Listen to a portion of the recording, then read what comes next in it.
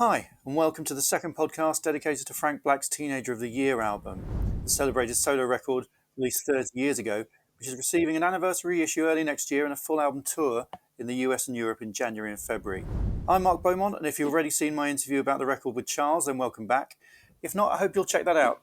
Today I'm speaking to Eric Drew Feldman, the producer and collaborator on much of Charles's solo work, including Teenager. Hi, Eric. Hi there. Now, obviously, you're a well-known name in the Frank Black world. But for people that don't know a little bit about your story history, I'd quite like to sort of dig in a little bit and get a little bit of background on things that you've done before that. You were a member of Captain Beefheart's Magic Band in the late 70s, early 80s. How was that? How was that? It was a very interesting time in my life where I like to think that I learned a lot of things.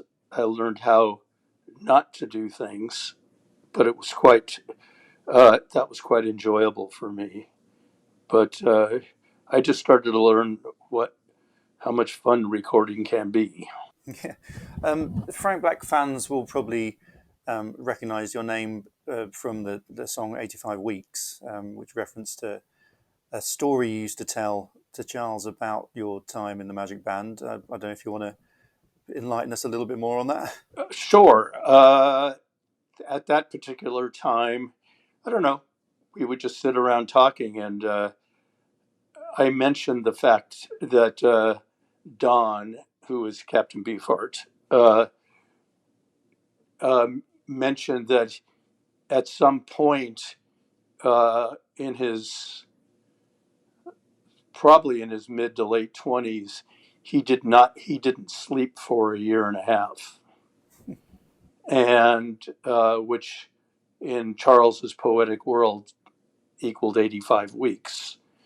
And the idea was that after that experience, Mr. Van Fleet said that everything that he saw was made of wood grain. So that was pretty much the story as I remember passing it along, and that's Yeah, what then it made. and that's what turned into the song. Yeah. And then after the Magic Band, you kind of became a key figure on the LA alternative scene. Is that fair to say? Uh, I can't remember that far back. I think I probably became more of a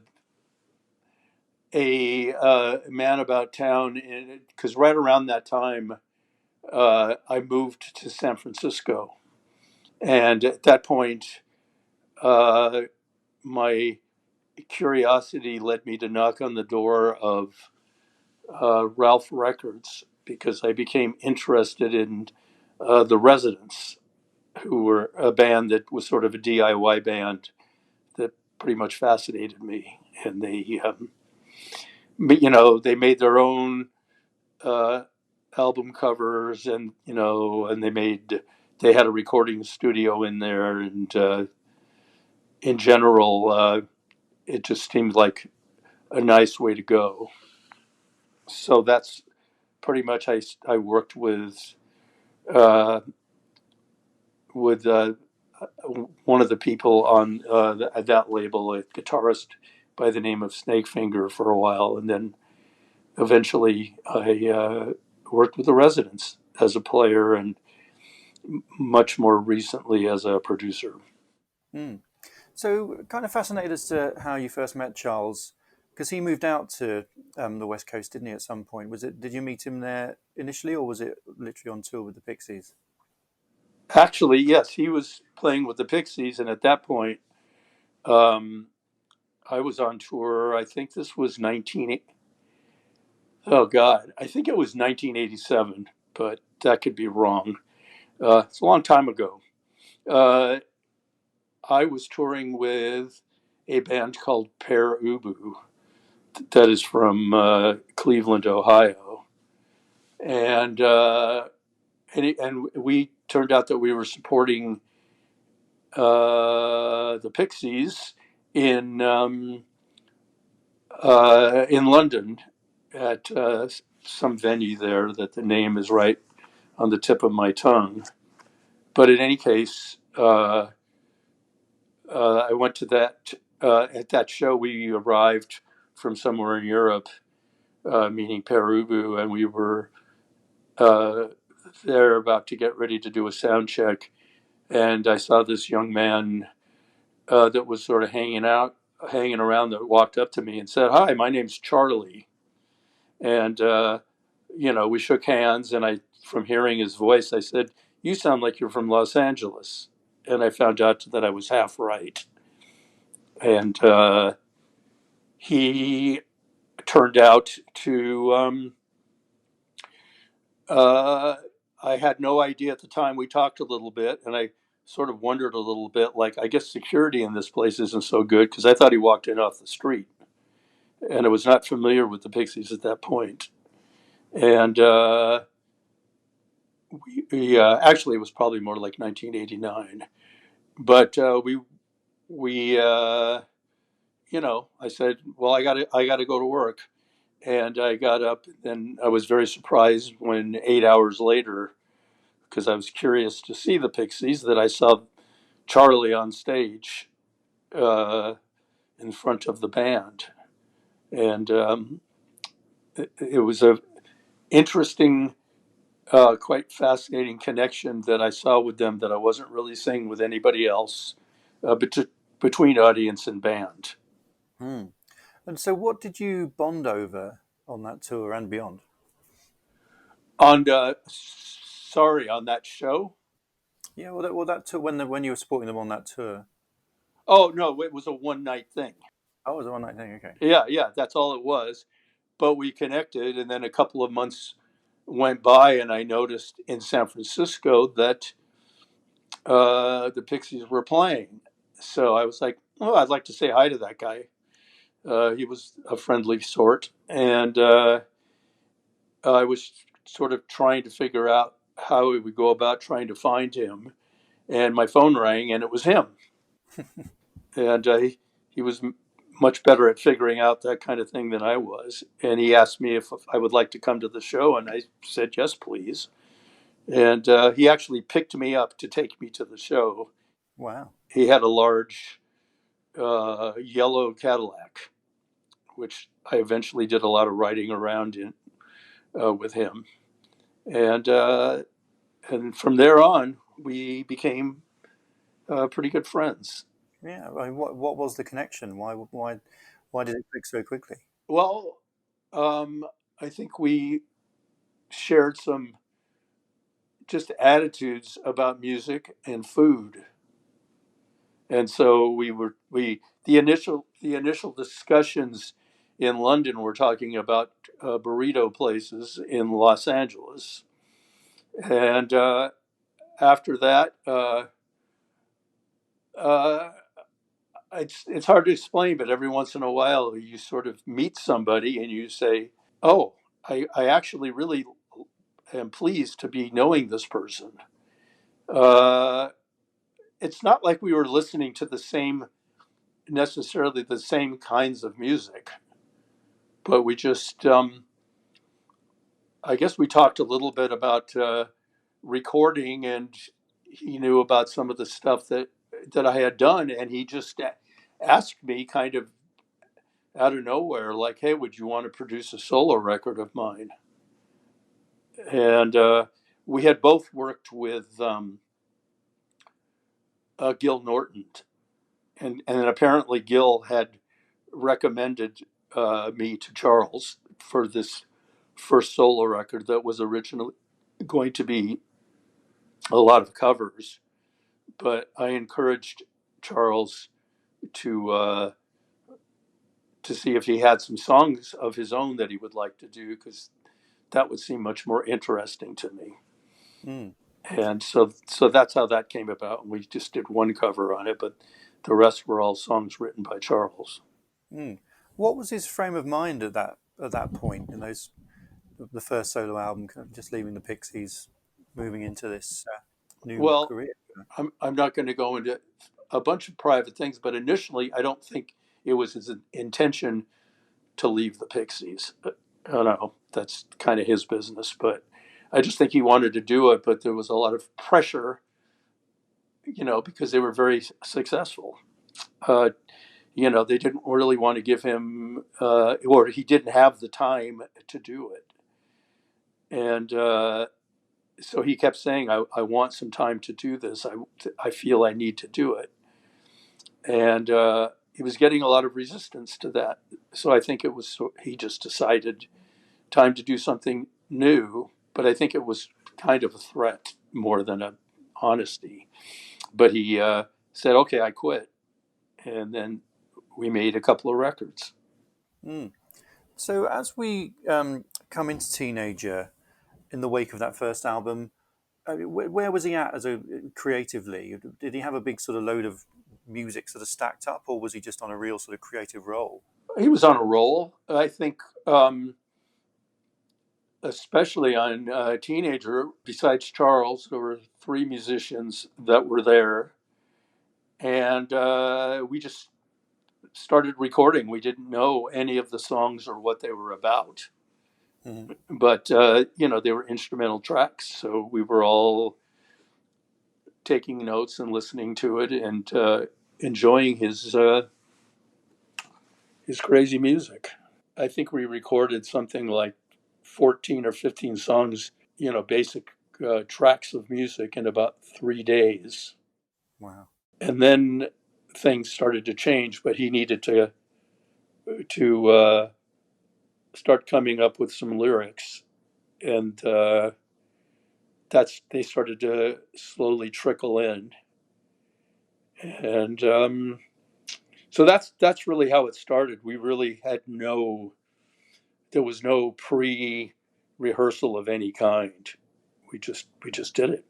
Were there any sort of discussions about what sort of record it was going to be? If it was going to be like a big statement record after the first one? I think the difference. I don't know if it was a statement, but I think he just was feeling the confidence. He loved to record. That's all. He loves being in the studio. Still does, as far as I can tell. The statement was, but on the first record, I think we were uh, somewhat more cautious in our approach. I think we felt like we needed to pretend like we knew what we were doing more. And then, but the experience of, it was work, but it was just really so much fun. And when it came to, when we finished it and we went out and did some touring of that, he said, well, let's make another one.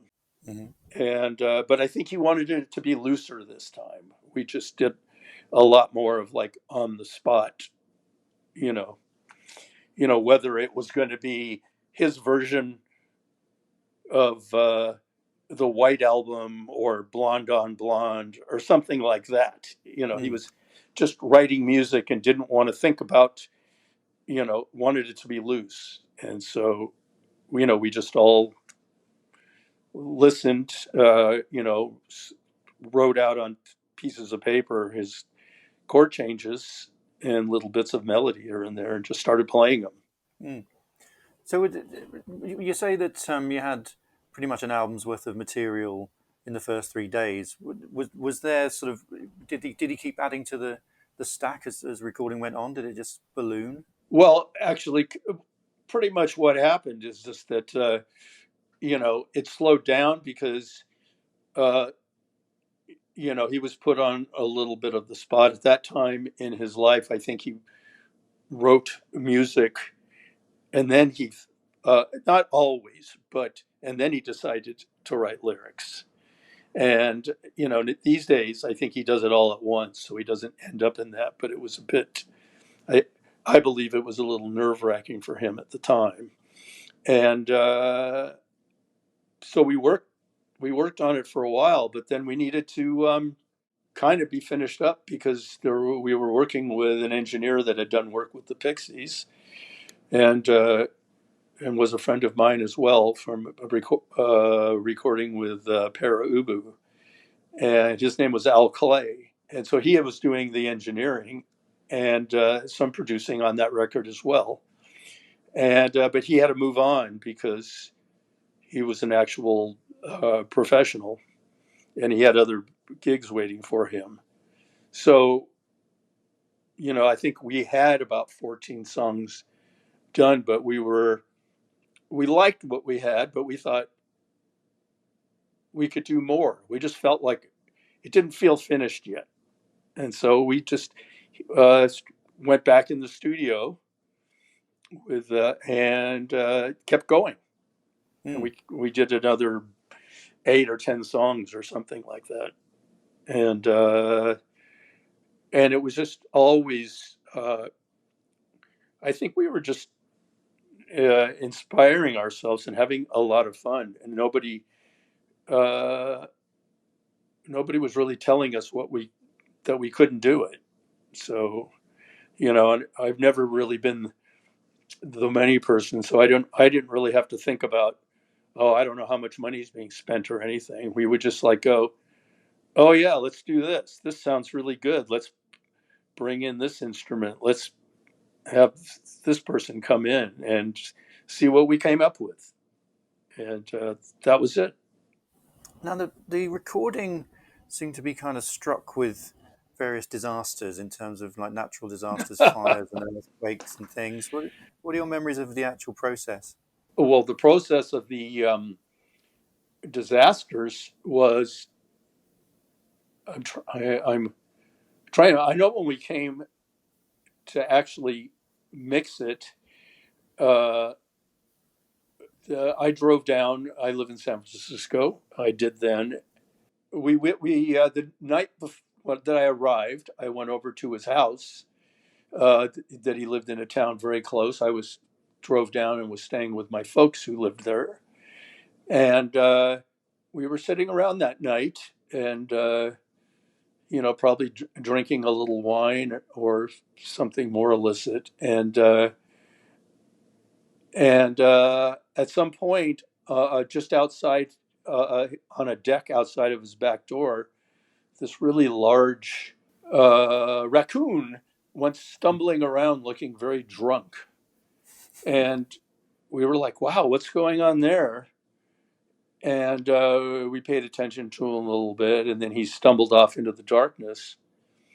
And later that night, it was probably about 4 in the morning or so, there was a major earthquake in the Los Angeles area. And, I was just trying to figure out what was going on. And at my folks' house, we were talking to each other in the darkness, and everybody was okay. And literally, 15 minutes after that, Charles showed up at our uh, at our house Hmm. because he was just and he didn't really know what to do because his house had some damage as well as ours, and he came over and we didn't and then we figured out, oh, we need to we're not going to start mixing today. Obviously, there was disasters with the studio that we were going to start mixing in. Uh, you know, uh, Broken structures inside. I think the actual master tapes were stuck in a locked area that had an electronic lock, and there was no power. Mm. So what you do when you're in LA and something like that happens is we decided we just flew to Las Vegas, pretty much so that we could take a shower and continue to think about the record, but we knew we couldn't work on it for a little while. So we were in Vegas and we were going to shows that really had no relevance to anything, but they were just really fun. We saw Sergio Mendes, and we also saw uh, the Four Seasons, and um, it was just really different. We really quite enjoyed ourselves, and then eventually real life comes back, and we went back and started mixing the record. There were some fires and stuff too, and post earthquake and stuff. It was pretty much a mess in Los Angeles at that point. Yeah. Well, weren't you? Didn't you have to sort of evacuate the studio because fires were? Yeah, sort of we to were in get several you? different studios at that point, just trying to finish things up, and so I think some people were hoping we would get finished. So perhaps they were asking us to get on with it and maybe spend less money. So I don't know, but I don't know that they could have actually caused all those disasters to happen. I guess the moral of the story is that when a drunk raccoon tries to tell you, give you a warning, take heed. Um, so you Correct. so when as the songs were coming together, were there any that really leapt out at you when you first heard them as like these this is quite special? It's I don't know how to put it. Yeah, I mean, there are so many songs on there, and there was just no rhyme or reason to them all being on the same record. To be honest, I mean, one that really stuck out to me was one that was it's called Fiddle Riddle because it was actually uh, it really had a reggae feel to it, Yeah, and it's my favorite one on the record. oh, there you go. And it was just we just did it. And I don't think any of us had ever done you know played reggae music, but we just all had our version of it in our head. Hmm. And so that's one of the things. A song called Abstract Plane. I just loved the sound of it and everything when it first popped out. I could go on and on. There's about 22 of them on the record, but just all kinds of songs. I mean, the same kind of thing. It was part of batch two, but when I heard a song that's called A Headache, I went, well, maybe we have a song here that won't upset people so much. It sounded like a song that perhaps could get played on college radio or something. So you were kind of aware that you had a hit on your hands with that one? Well, what I thought was a hit. I don't know that I was successful, other than after the record came out, there was uh, a nice bar around here that had the CD on their jukebox, and people used to put that on all the time and sit at the bar singing it boisterously loud, and that made me feel kind of proud. I wasn't a regular there or anything, but I was aware of this phenomenon going on. So You mentioned there that the variety of the record because that really is one of the major characteristics of it. As a producer, as well as sort of playing on the record, how was it in terms of trying to take something like that and trying to make it into a coherent piece? this is something I should know better than to talk about, but I don't know what that means for. I mean, I know how people do it, and it obviously makes sense to people to make a coherent record. But I thought it was coherent by virtue of the fact that uh, the same people, uh, the same composer composed all of it, the same musicians played it, and we just did a lot of different solos. I mean, solos. Yes, we did so a lot of different styles. Just we weren't really thinking of them. The only styles were like, oh yeah, let's. This sounds like it could be this kind of song. Let's just do it. Hmm. And I think it was confusing for people.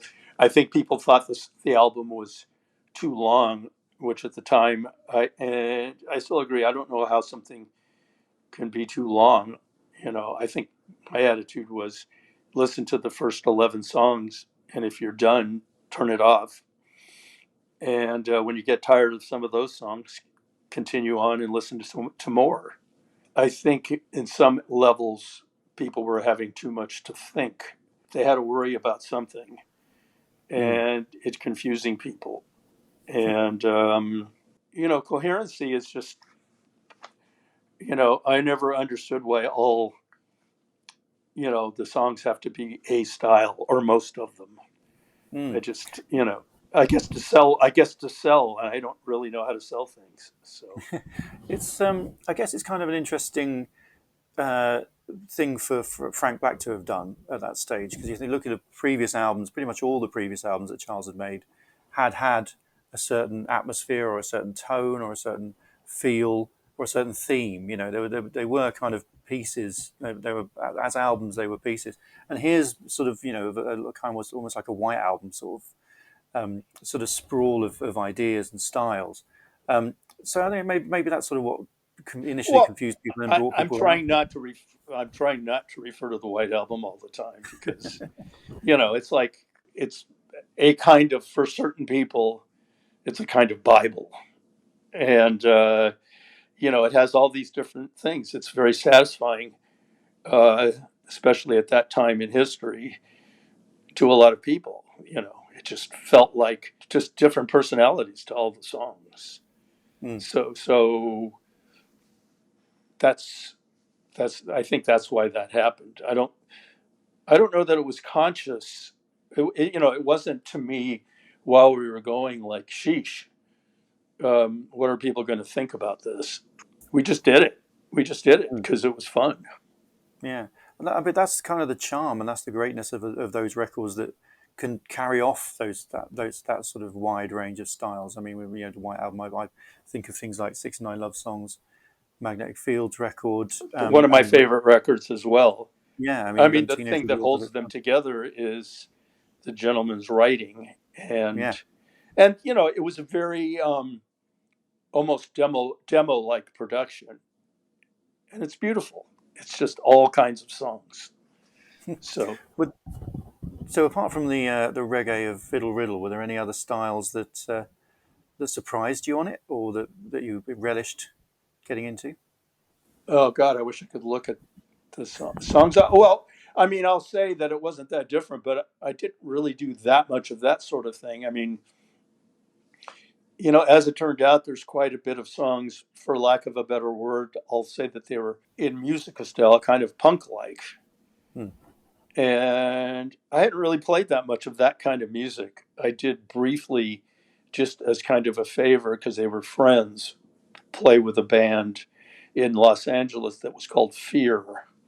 But really, it wasn't my thing to do, and the politics of it didn't make a lot of sense to me. But just playing that kind of fast thrashy music was, there's more than a handful of those on the record, and he can just churn those off like crazy.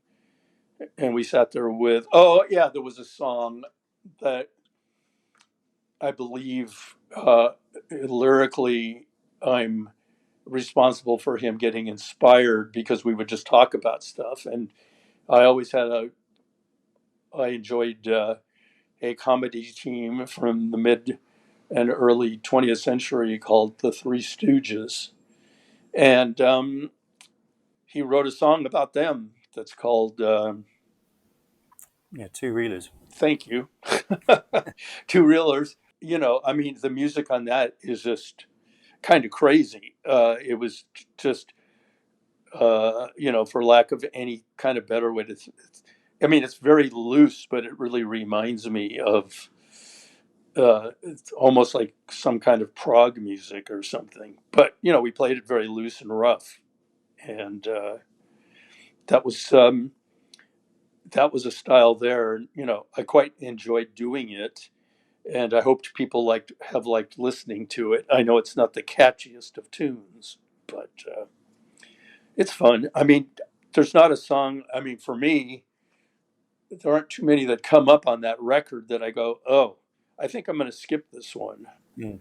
Yeah. So Yeah, I mean, it is like like a lot of those sort of very varied records. It's one of those ones that really repays sort of staying with it and really sort of getting involved with it.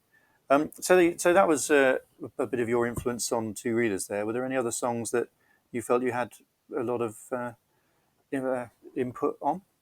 I think I did, musically. I mean, I think um, I was more conscious on this record of, it being rougher and not in a certain way, like orchestrating them like the first Frank Black solo record was. Um, I was holding back. I thought we wanted a rougher sound. We wanted to work faster, and but I mean, all over the place. I think I musically contribute things that you don't normally hear on a record by somebody like Charles. Mhm. You know, it's just what I do. I didn't know any better, and so that's what I do. So, yeah, you say when the lyrics started rolling in, um, what did you think about kind of the development from the sci-fi focus of previous albums to a little bit more sort of broader ideas on this one? I think it's great. I think the idea of I mean, a lot of people have a style and they kind of adhere to it, but I think he was thinking about other things, Hmm. and I think he wanted to try to do some different things, and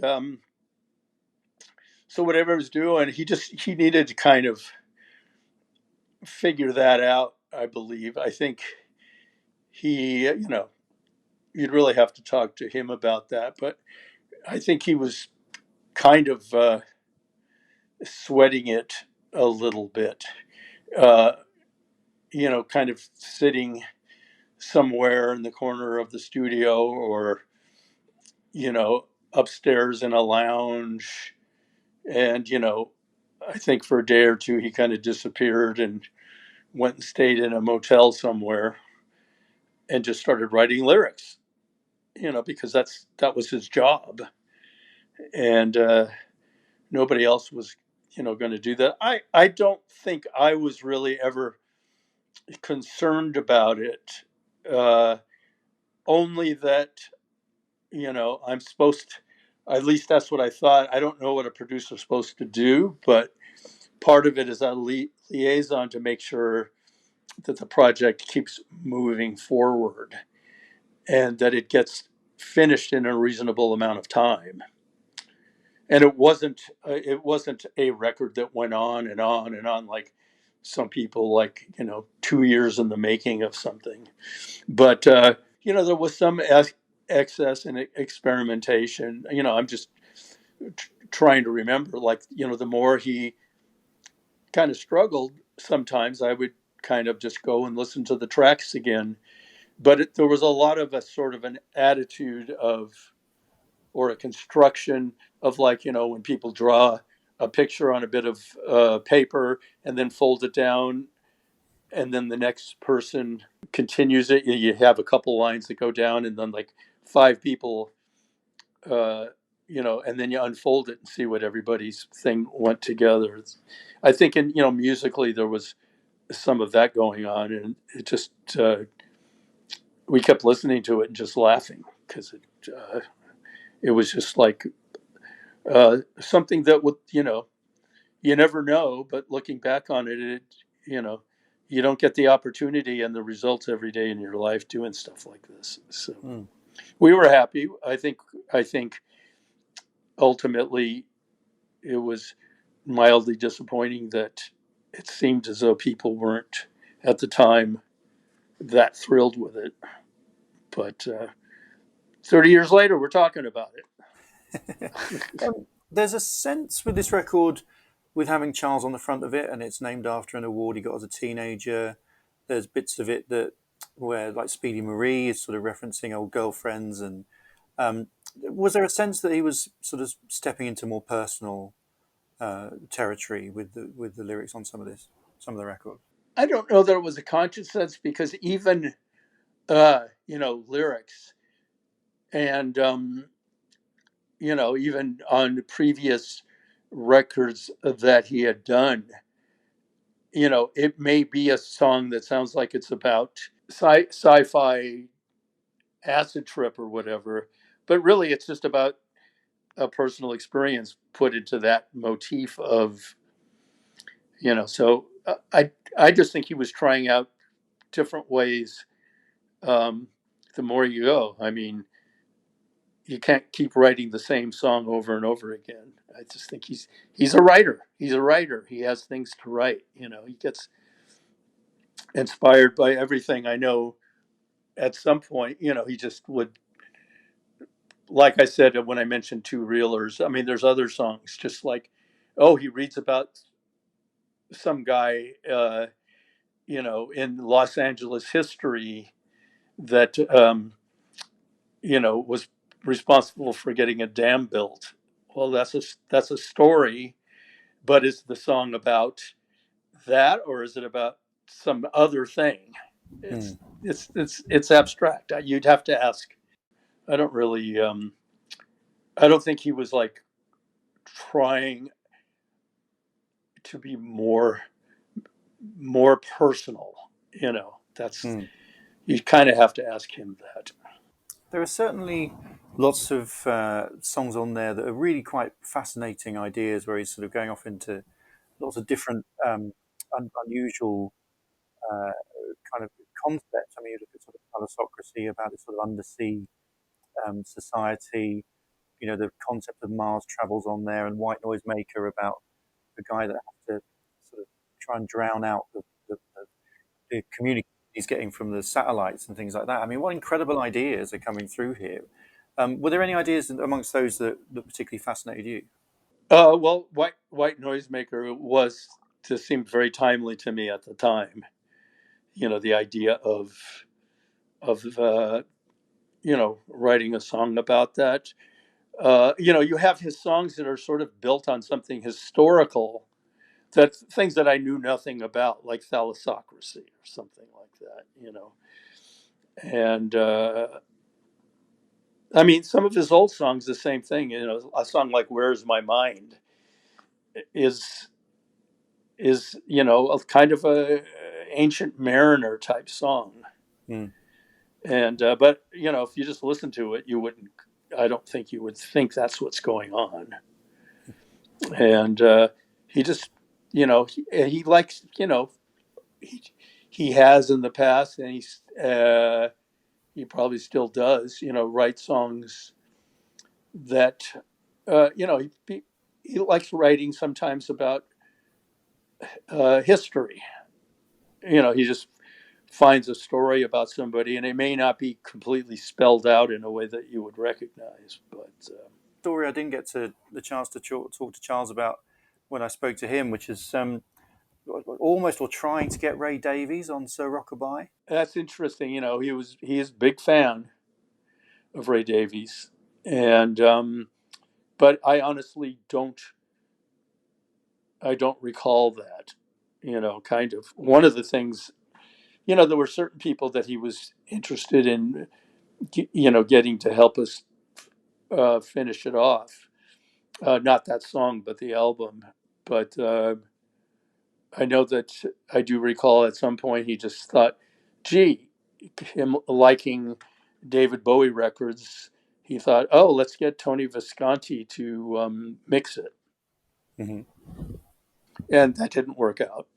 But, names, I guess you can just throw any name out there, and if you can get people to do it. I heard that there was an actual, an entreaty went out to Ray Davies people to try and see if he might sort of contribute, but Okay, that's interesting. Yeah, it didn't happen, so I don't remember um, so if we talk generally to wrap up, I mean, first of all, what are your favourite tracks on the record? that. That probably changes all the time. They're not the same ones. Some are my favorites just because they make me feel good. Uh, a song like "Pie in the Sky." I don't know why it always tickles me. There's the last three songs or so, not the heaviest songs on the record or anything conceptually, but "Denizens of the Citizens Band" and Mm. things like that. I love that. And that's something that I kind of experienced with him. I understood where the song was coming about because, in doing a certain amount of touring with him, and I would just ride around in his car. He was really into talking to truckers on CB radio. And I guess sometimes they were like, who is this guy? Why do we why is he being so interested and wanting to make friends with us? But so I think they gave him some stick. But so, like any good artist, he turned it into a song. That is great because yeah, like you know, that is a song about being the kind of the outsider in the trucker community, Yeah, and there he was actually being that person. yeah. And, he was doing it, and he gave himself a handle, which means a name, Mm. amongst them and used it with them. But it seemed like mostly they weren't all that they weren't that impressed to make friends with him, or at least that day when it inspired him to write that song. Maybe they could tell instinctively he didn't have a truck. That's what it was. Oh yeah, well I think I think his name was Fat Daddy and the Yellow Caddy because he had a yellow Cadillac that he drove around in all the time. So that was, that's how he built himself to them. It's so funny the way some songs, they get so dated in terms of technology, not of what they're about, etc. I wish I could think, but they all keep making sense. Mm.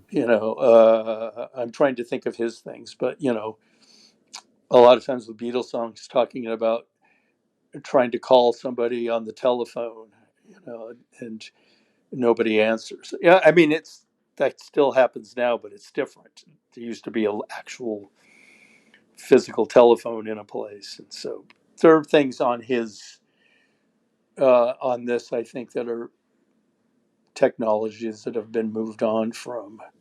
Mm. But I also think Speedy Maria is a really beautiful song, Hmm. and kind of when that happened, I thought this is really special. This is really sweet. There was a lot of which is music I think always has, but on that record, there's a sweetness. That's all. Same thing. I already the aforementioned abstract plane. It just makes sense. There's a song that people rarely mention, but it's called "I Can Stay Here." I can stay here forever. Hmm. I don't know why that one always just I felt like he was in a way just talking about what he does. Hmm. Uh, in a way, it could be even us in the studio trying to maneuver this big juggernaut. The being doing it, us making a record is like it's ultimately very very satisfying. Mm. And satisfying 30 years on, as you said, here we are talking about it. What do you think has made it such an enduring record? Because it doesn't follow any of or most of the rules that you were supposed to follow. Hmm. Meaning like it wasn't tailored to make it comfortable for people, but yet it's very listenable. It's not like a noise record. Mm. It's but because it's got all those different styles. You know, he'll do you know a country song or what's the name of that song? Uh, Freedom Rock. Hmm. That was totally. I would never have thought to write a song about that, but it was just really about on television back then. There would be these records that were strewn together of uh, all different kinds of artists. You would go there and you would be able to buy, 25 songs by different artists, and that was very exciting when you were 15 years old. Mm.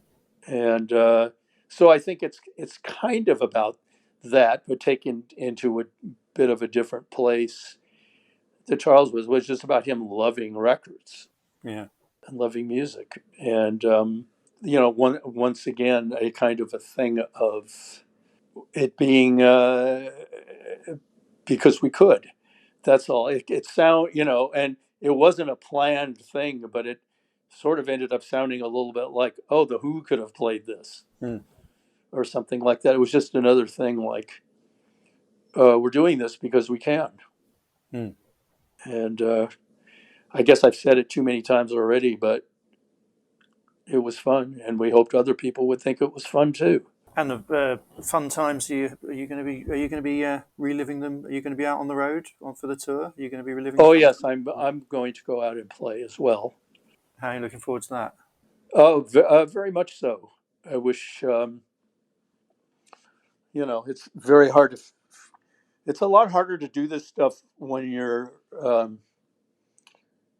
to get out and do it sometimes. To get for adults approaching Social Security times to be able to make a plan at the same time. Hmm. It's a lot easier when you're 30 years old or 25 or whatever. Yeah. But but everybody wanted to do it, and I remember when he told me about this about a year ago that he had this idea, that maybe it's time to do that record, and I was completely chuffed. I thought, how great! I never thought that would happen because for due to various circumstances. We never really toured it as a record that that sort of we were headlining and it was about that record. Like we went out and basically learned how to play it by opening up for the Ramones for about Mm. 6 weeks, and we didn't know how to do it, but what the hell? We just sort of like started to figure it out as we went along, and then we went and played a handful of gigs in Australia and probably Japan at the same time. And then that was it. It was like somehow, we got to do our big epic. I suppose it was too expensive and not successful enough. So but that caused him to enter a new phase of his life of recording live to 2-track. Mm. Because for him, Yeah. it's all about writing songs. Mm. Well, Eric, thanks so much indeed for all of your insights there. Fabulous talking to you, and for viewers out there, thank you very much for watching or listening in. I hope to see you at the shows. Are you going to be at some or one? Well, I'm definitely the Palladium. Yeah, that's the plan. Okay, I'm well, planning to get to London. I'll be there, so I'll be able to say hi.